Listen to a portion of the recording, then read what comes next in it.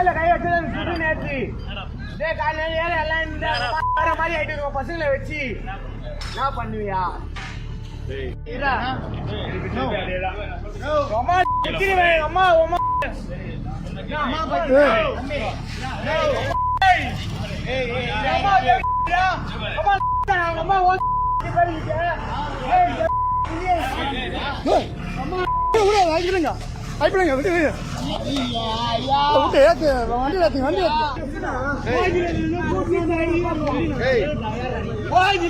வந்து கூட்டு வந்து அடிக்கிறாங்க